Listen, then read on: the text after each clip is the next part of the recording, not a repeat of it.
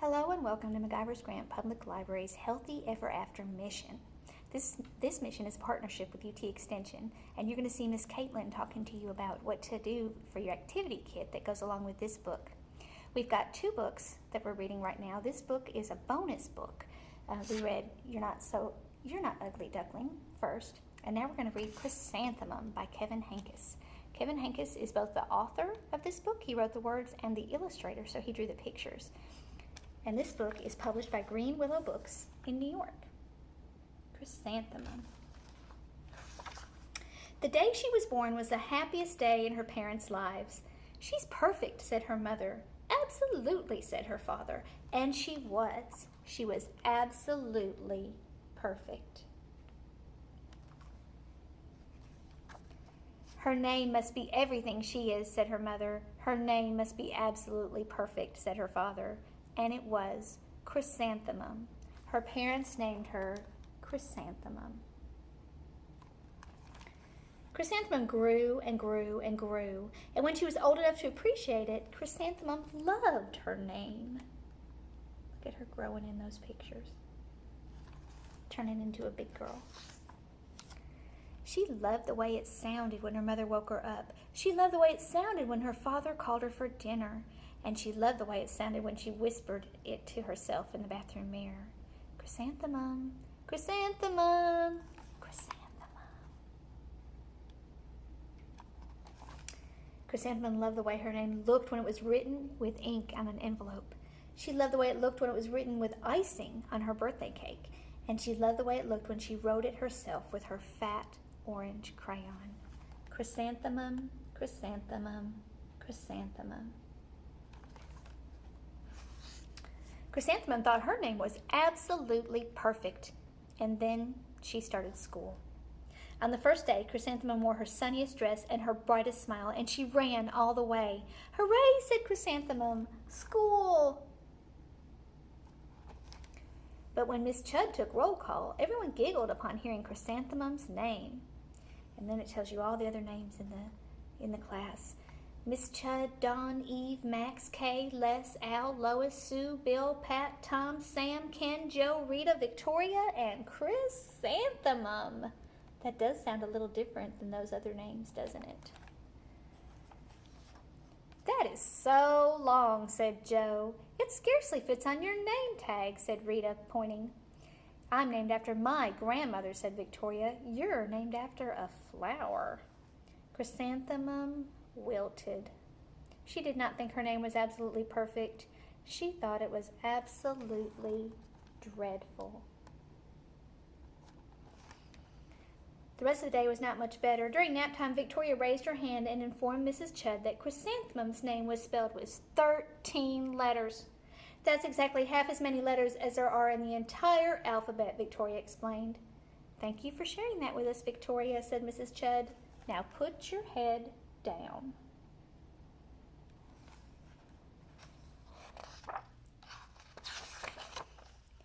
If I had a name like yours, I'd change it, said Victoria, as the students lined up to go home. I wish I could, thought Chrysanthemum miserably. Was Victoria being a good friend? She was not, was she? Welcome home, said her mother. Welcome home, said her father. School is no place for me, said Chrysanthemum. My name is too long, it scarcely fits on my name tag, and I'm named after a flower.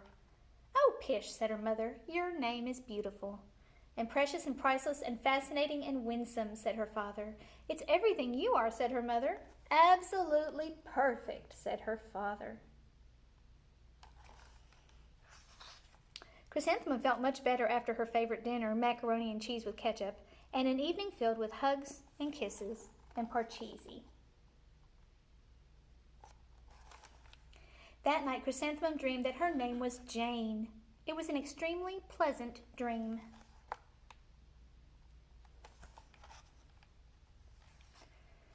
The next morning, Chrysanthemum wore her most comfortable jumper. She walked to school as slowly as she could. She dragged her feet in the dirt. Chrysanthemum, chrysanthemum, chrysanthemum, she wrote. She even looks like a flower, said Victoria as Chrysanthemum entered the playground. Let's pick her, said Rita, pointing. Let's smell her, said Joe. Chrysanthemum wilted. She did not think her name was absolutely perfect. She thought it was absolutely dreadful. The rest of the day was not much better. During nap time, Victoria raised her hand and said, "A chrysanthemum is a flower. It lives in a garden with worms and other dirty things." "Thank you for sharing that with us, Victoria," said Mrs. Chudd. "Now put your head down." "I just cannot believe your name," Victoria said as the students lined up to go home. "Neither can I," thought Chrysanthemum miserably. "Welcome home," said her mother. "Welcome home," said her father. "School is no place for me," said Chrysanthemum. "They said I even look like a flower. They pretended to pick me and smell me." "Oh, pish," said her mother. "They're just jealous." "And envious and begrudging and discontented and jaundiced," said her father. "Who would be jealous of a name like yours?" said her mother. "After all, it's absolutely perfect," said her father. Chrysanthemum felt a trifle better after her favorite dessert, chocolate cake with buttercream frosting, and another evening filled with hugs and kisses and parcheesi. That night, Chrysanthemum dreamed that she really was a chrysanthemum. She sprouted leaves and petals. Victoria picked her and plucked the leaves and petals one by one until there was nothing left but a scrawny stem. It was the worst nightmare of Chrysanthemum's life. Chrysanthemum wore her outfit with 7 pockets the next morning. She loaded the pockets with her most prized possessions and her good luck charms. Chrysanthemum took the longest route possible to school. She stopped and stared at each and every flower. "Chrysanthemum, chrysanthemum, chrysanthemum," the flowers seemed to say.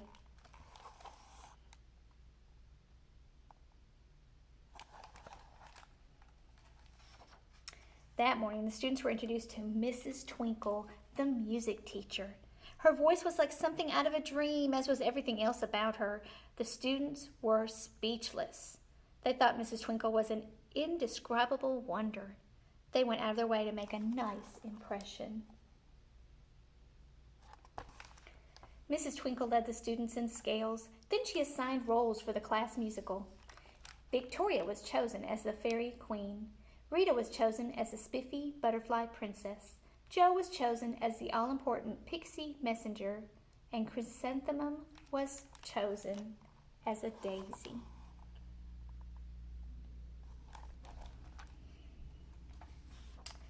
"Chrysanthemum's a daisy, chrysanthemum's a daisy," Joe, Rita, and Victoria chanted, thinking it was wildly funny. Chrysanthemum wilted. She did not think her name was absolutely perfect. She thought her name was absolutely dreadful. "What's so humorous?" asked Mrs. Twinkle. "Chrysanthemum," was the answer. "Her name is so long," said Joe. "It scarcely fits on her name tag," said Rita, pointing. "I'm named after my grandmother," said Victoria. "She's named after a flower."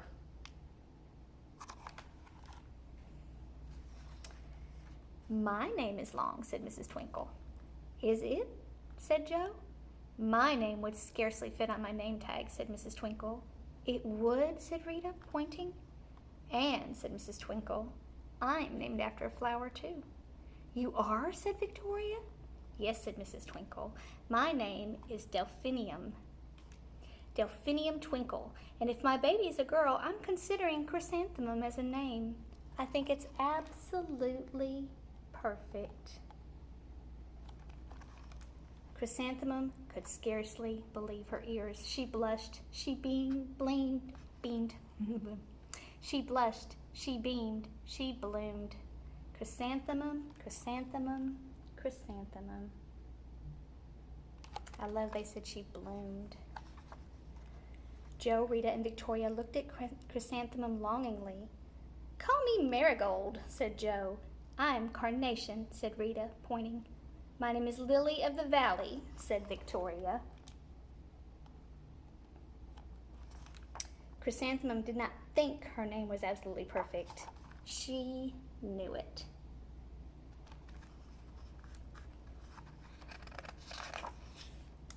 And that is the end. At the end it says, overall the class musical was a huge success. Chrysanthemum was an absolutely perfect Daisy. Victoria made the only mistake. She completely forgot her lines as the dainty fairy queen. Chrysanthemum thought it was wildly funny, and she giggled throughout the entire Dance of the Flowers.